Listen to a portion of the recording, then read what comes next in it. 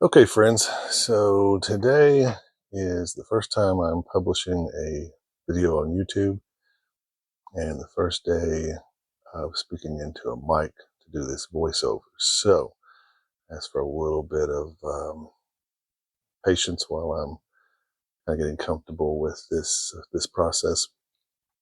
So, I think what I want to talk to you guys about today is kind of what I'm actually doing here in this video, as well as a soft introduction to where I would like for it to go or where I think it might go.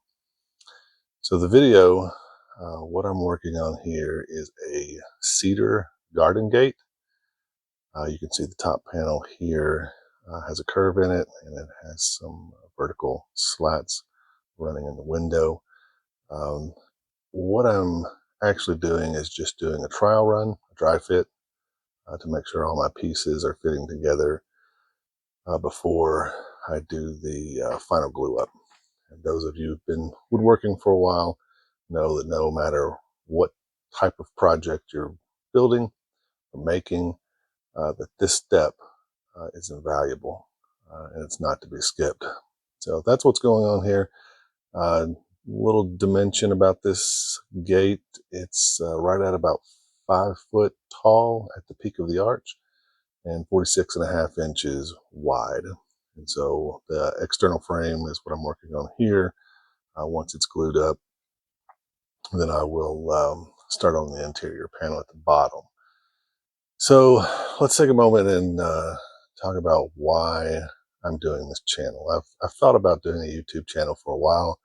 And if I'm just totally honest, um, I just did not want to learn how to do the editing and learning how to do all that comes with making a video. So I don't think these are going to be the most polished of videos that you're going to find on YouTube, but I do hope that I get better over time. Like most things, the more you do it, the more, and especially the more you do something with intentionality, the better you do become. So hopefully you can teach an old dog new tricks.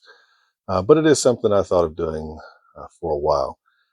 Um, So let's back up a little bit more. I currently have a little small boutique custom gate and fence building business in Louisville, Kentucky called the Fence Guy of Louisville, same as this channel.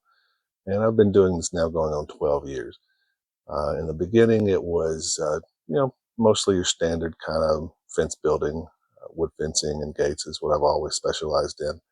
And somewhere around 5 years ago, 6 years ago, I started really focusing on gates.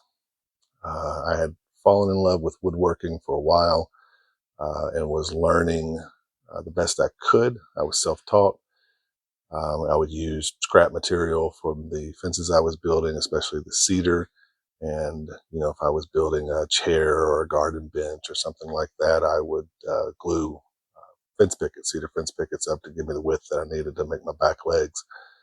And from there, I had the material to work with so that I didn't really feel bad if I messed something up and, I wasn't out any material. So I could just take my time and feel comfortable learning.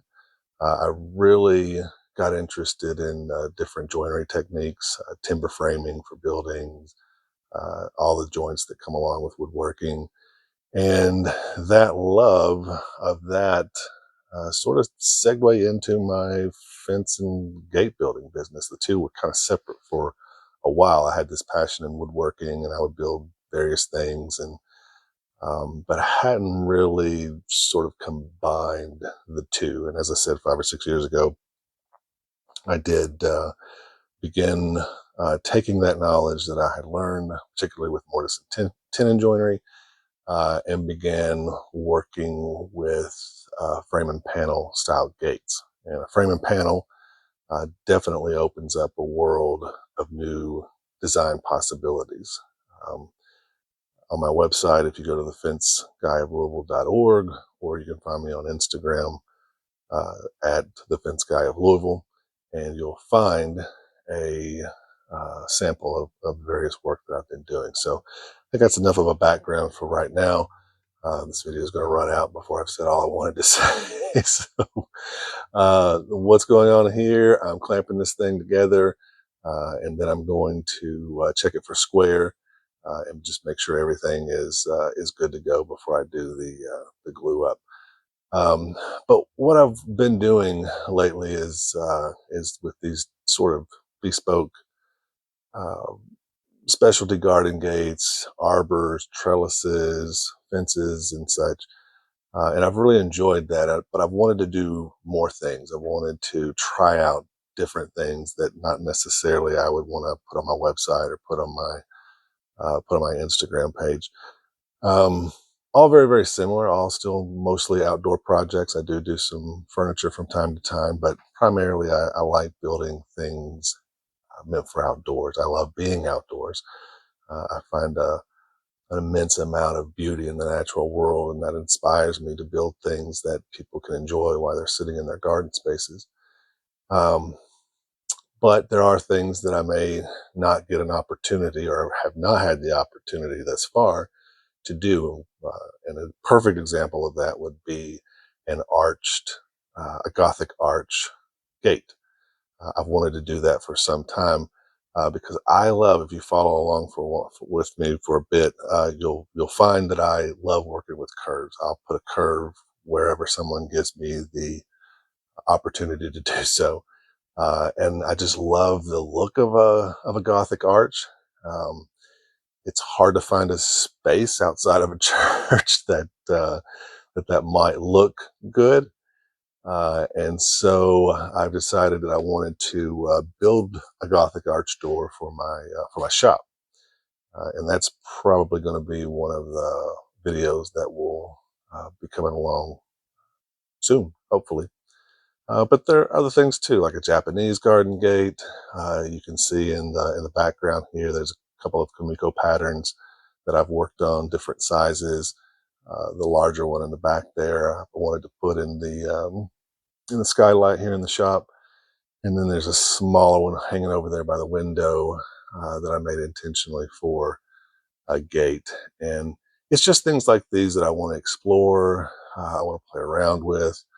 Um, and I wanted to have somewhere to put that other than my Instagram profile and my website.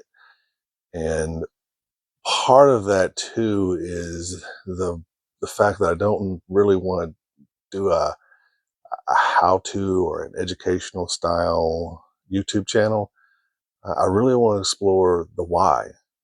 There's a lot of great information out there in terms of the how and the what, but I think the focus of this might end up being the what and the why. Why do we build things? Why do we make things? Why do we uh, choose the particular mediums that we find ourselves drawn to? And what does that say about us? What does it say about our culture, our society? Can it give us meaning? Can it give us purpose?